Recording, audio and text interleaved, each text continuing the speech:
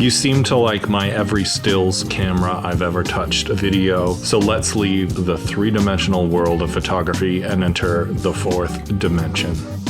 The fourth dimension is, of course, time. Time lets you deeply experience stories through montage, editing, audio, sound design, casting, performance. All of these build a tone that, to me, was way more exciting than just a still image. The storytelling stakes are raised exponentially.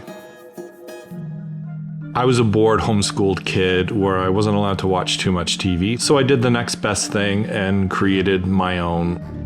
It was holding a video camera that I realized that I could be more than a passive human tripod, or bipod, I guess. I could use a camera intentionally to evoke some sort of feeling. Usually at that time it was laughs through probably potty humor, but I think that I subconsciously realized that I could tell a story.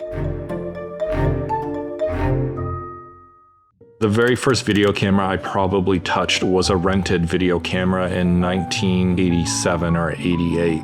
Back in the 80s, I remember my dad renting a VCR to watch movies and also renting a video camera. I think my dad rented this camera 2 years in a row to capture my sister's birthdays. And all I remember is needing to get my hands on it. When I think back, I can hear my congested breathing and also me thinking I was hilarious for filming the toilet. The next camera was a Hitachi camcorder, the camera that I started to make all of my videos on. I remember one Christmas Eve, my parents let us open a gift early, and it was this Hitachi camcorder. You know, we used it to do the typical home movies. I also used it to start making funny videos. Probably has to do with us living in the country, not having a lot going on. We would do skits and make videos all the time. The other thing I would use it for was to record things at church services and productions. And when I got home from church, I would do my duty and duplicate the sermon and whatever, but when it was done, I would take the sermon and overdub it in my own words. I would take the music that they were singing and overdub unholy music was my favorite to put against this.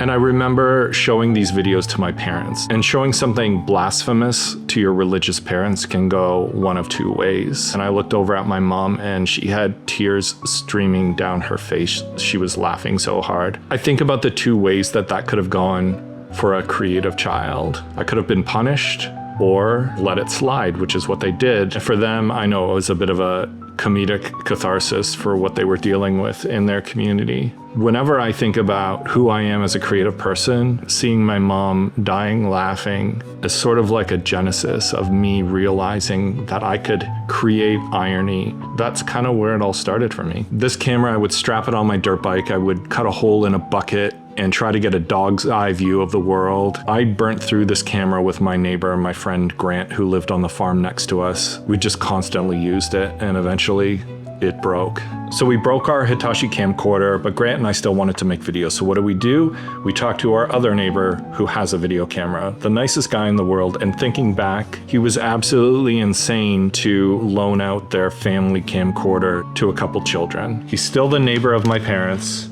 and he had the camera and set it out for me to take. So this is the full VHS camera that I created so many videos on. To my credit, I was very careful with it. I understood that this was not our camera, and in order to use it the next time, we had to take care of it. And Grant and I, my neighbor, we would run around and film all the time on this.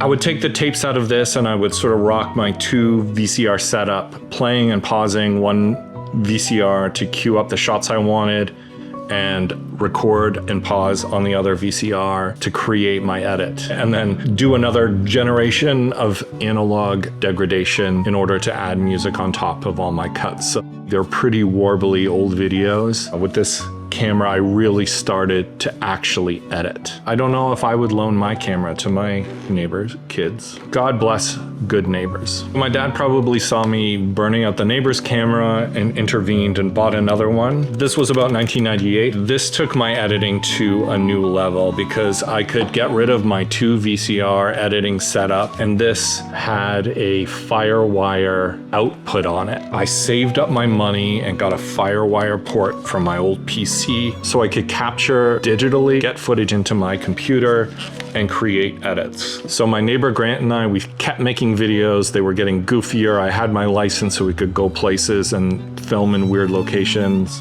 I remember making like a Jackass spoof on this camera. I made one of my favorite videos that I ever made, which was a spoof of a soap opera. I homeschooled, so I was home a lot in the day, and when I would sneak some TV, I'd always catch that last 10 seconds of a soap opera where something dramatic happens, they zoom in very slowly, there's like a prolonged synth note, and they fade to black for the commercials.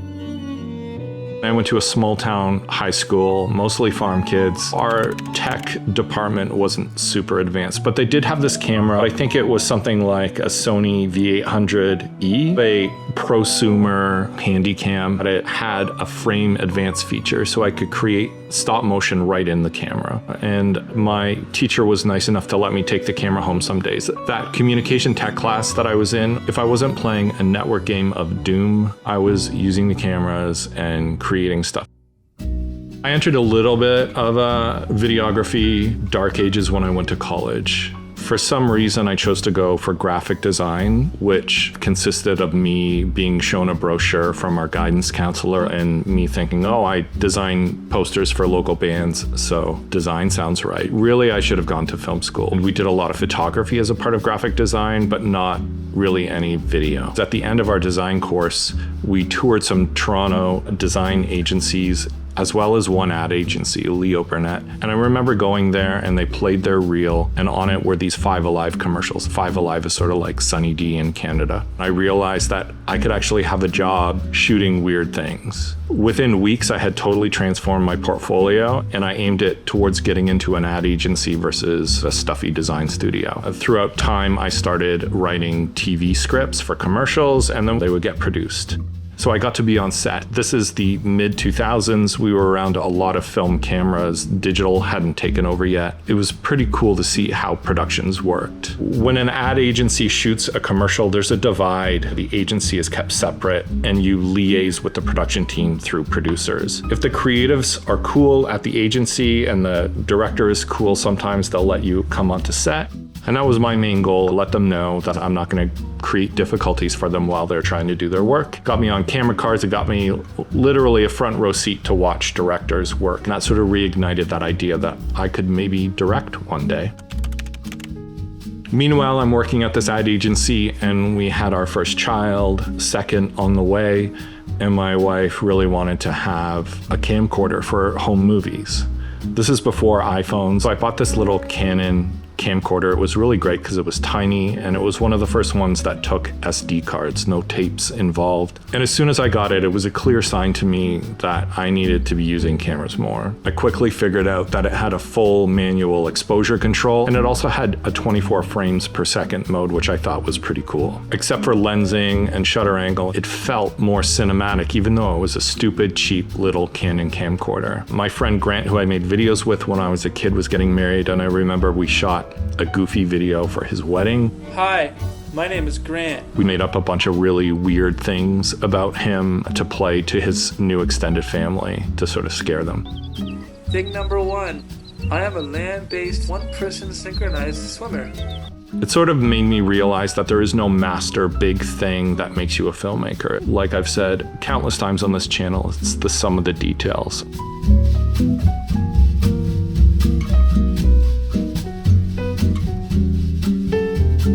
The next camera was owned by the ad agency that I was working at. It was a Panasonic HVX 200. It was our agency camera, and me and a guy who worked there, Matt, were trying to figure out ways to make it feel higher quality. We were trying to get the agency that we were working at to invest in lens adapters, but it was a tricky balance because we were doing this for ourselves, not for any like client or work benefits. We did shoot a 24-hour film festival with this. We thought it would be cool to come out to my family farm from Toronto to give us a unique location. And also my dad has an airplane, and I know that sounds really rich, but it's essentially like the go-kart of airplanes, and he has a grass runway on the farm. Well, we managed to get the camera up into the air. The vibrations from the plane were so strong that it corrupted the hard drive that was mounted on the camera. Came all this way to get an aerial shot before drones were even a twinkle in DJI's eye. Canon was releasing their 5D and their 7D cameras, and we managed to talk this agency into buying a Canon 7D. It could shoot 720p slow motion video. And we ended up getting on a fashion shoot. We shot on the 7D, and Matt, my friend, he shot on a Bolex 155 Super 8.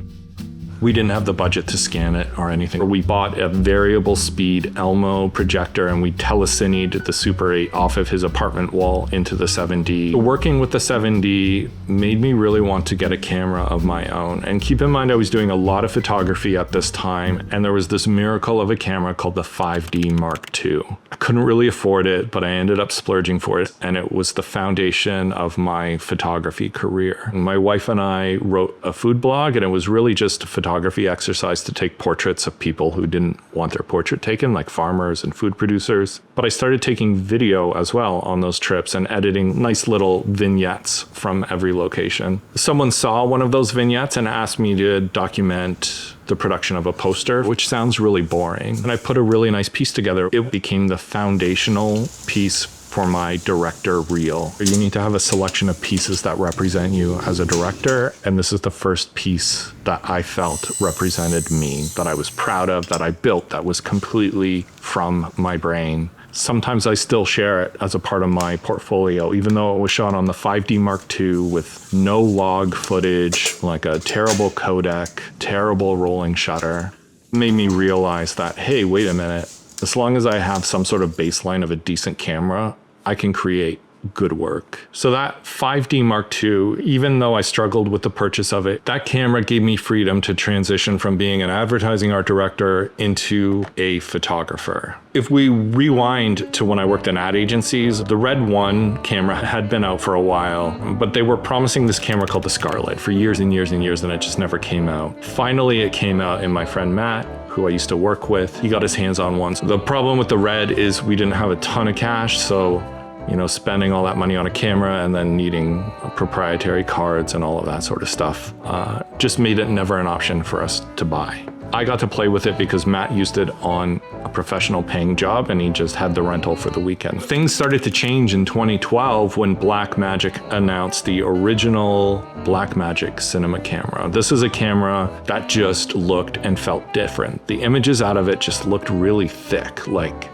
thick. They weren't the soft, contrasty images we were getting out of the 5D Mark II, and it was really, really cheap. As soon as we could buy one, Matt and I went in halves on it, and it kind of worked. You could tell it was pretty cheaply made. It was sort of like putting a hot rod engine on a go-kart. It took us 5 cameras to get an acceptably working copy. That camera was the beginning of really raising our production value on projects. We wrote a little short in one night and filmed it as a camera test. I'm a big proponent of coming up with an idea to test a camera, and we shot this little short film in my hallway, and it looked different. It was the first time I really thought about lighting. And this camera, this Blackmagic camera, represented an opportunity to develop a director reel.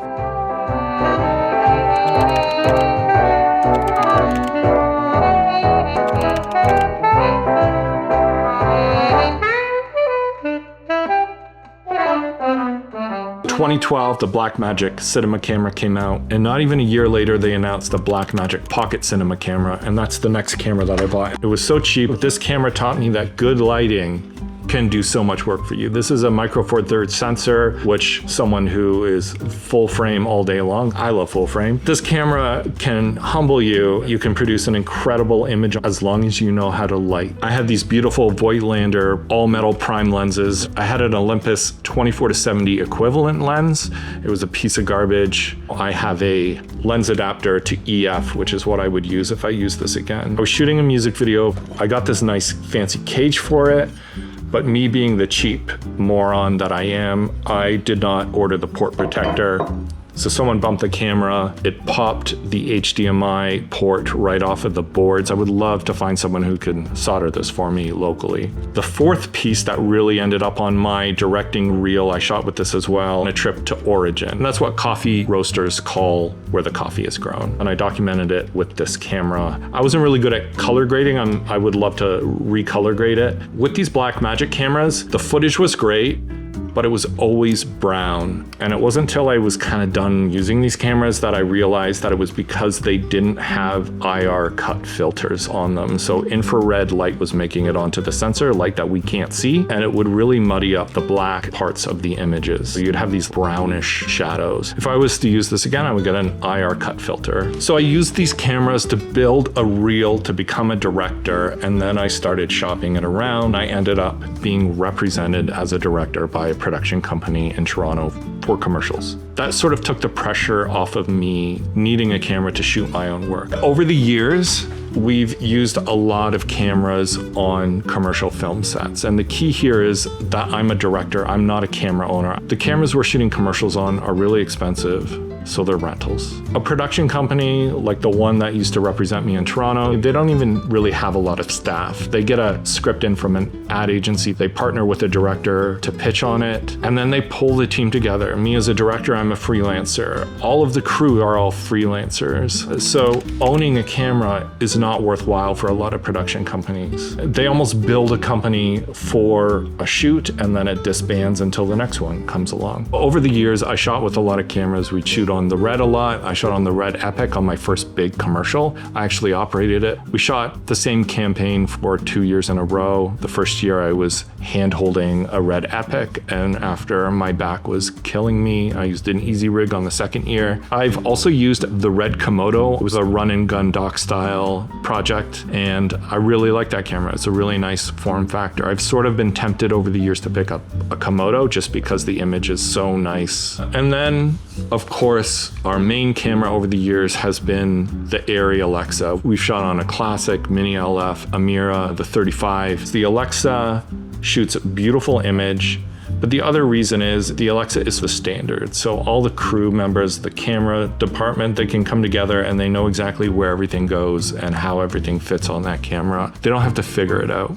Another camera I've shot on is the FS7. We've shot it as a B camera when we couldn't afford 2 Alexas. I shot a short film on my friend's FS7. They still create an image as good as any camera these days. If you watch a lot of YouTube, it can sometimes make you think that being a filmmaker is just knowing about cameras. And if you want to be a director, you slowly realize that the camera is less and less and less important. Camera becomes less than 10% of my consideration when I'm shooting something. I'm way more concerned with casting and performance and wardrobe and all of those things. Cameras have gotten to such a good place that we're definitely in the land of diminishing returns. When I speak with a director of photography or a cinematographer about a project I'm bidding, one of the first questions that will come out of their mouths is, what camera are we shooting on? And it always makes me smile a little bit, because in the amateur video world, everyone asks, what camera did you shoot that on? But a cinematographer asks me, what camera are we shooting on, to get an idea of what the budget is. Is this an Alexa job? Is this a Red job? Is this an FS7 job? So I'm a working director. I'm making my income from directing commercials, but I wanted to have an updated camera of my own. The cameras that I owned were always focused on photography. So we would rent cameras for commercials. I owned my photo camera. For photography, I jumped into the Sony A series. I mentioned in my stills camera video that I was figuring out that I didn't love the image files that I was getting out of the Sony cameras. But when I got the A7R2, the video was pretty great. So I started shooting video at home again. It's the camera that I used when I started this YouTube channel. If you look back at this channel, the first few years are all shot on the A7R2. 8-bit video. The autofocus was pretty bad. 1080p, I didn't even record 4K on that camera. And it looks great. If you know how to expose, if you know how to light a little bit, you can make any camera work really well for you. And I look back at some of the little goofy vignettes I shot for this channel, and it keeps me humble. What really makes an image compelling is a story. When I started the YouTube channel, I also picked up this Sony RX100V. This is such a great little point and shoot camera. I love this camera, but I never bring it anywhere with me. I bought it because it shoots S-Log2, and I think if I find someone with a PC locally, I can upgrade this so it has S-Log3. I need a PC to update the firmware, which is silly. This is a great camera, But 8-bit video is so limited. S-Log2 video is pretty limited. It's a camera that I really want to use and I really want to love, but I just never reach for it. I really like the images in the point of view. It's sort of like a little bit of a counterpoint to full frame images. Reminds me of 16mm. If they released a version of this with 10-bit video, I'd buy one in a second. The other camera I have, it's in this bin, is the FX30. I didn't really want to buy this camera. I hate buying cameras, but I had a run of interviews where I would have needed to rent a B cam. Instead of renting it for that run of productions, I put that money towards buying it. The FX30 with its crop sensor, with its APS-C Super 35 sensor, you get a professional body, is like the best value. And the most recent camera I bought for a trip is the A7C II. This could be a really great travel camera, but I missed my A7R with the 35mm lens, and this has an adapter on it. Let me just take this lens off.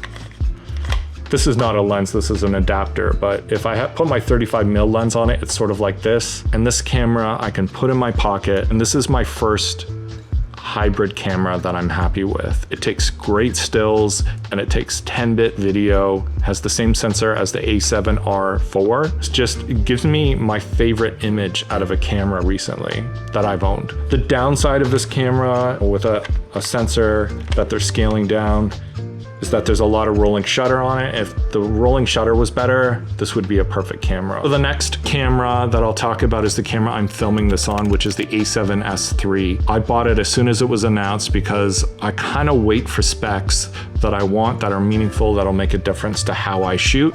And so the next thing on my list was 10-bit video, and this camera delivered. If I had waited a bit, I would have bought the FX3, which is essentially this camera in the same body as this FX30. I've shot commercials on this. I've shot my YouTube channel on this for years now. I love this camera. It's been an absolute beast. The FX6 is another camera that I've used. I've rented it for productions. We shot a short film with it recently. The FX6 is essentially my A7S III in an even more professional package. The FX6 has internal NDs, and when I talk about, waiting for a camera to check off something, that's the next thing on my list. I'm in no rush, but the next camera I purchase will probably be whatever they replace the FX6 with. So that is my history of video cameras. Every camera has taught me something, and what I'm happy with is I've reached a certain threshold that the only thing holding me back is ideas. The cameras are interchangeable. My journey led me to owning Sony cameras at home, working on Alexas. But in your journey, maybe you own Lumix cameras and you like shooting on the Sony Venice. It doesn't really matter. Once you pass a certain threshold, all cameras kind of come out in the wash. And the other thing is I bought cameras out of convenience. I bought them as business expenses. I don't live in the city. I don't have the ability to rent them conveniently. And also keep in mind, I've heard people say that their goal is to own an Alexa or something like that. I remember a cinematographer telling me that he invested in one and it's one of his biggest regrets, putting a house down payment amount of money onto a piece of gear that will outdate itself. If you have money to spend on that and it truly brings you joy, then go for it. This sounds super cheesy, but invest in yourself. Like I've said on this channel, money is a representation of your time.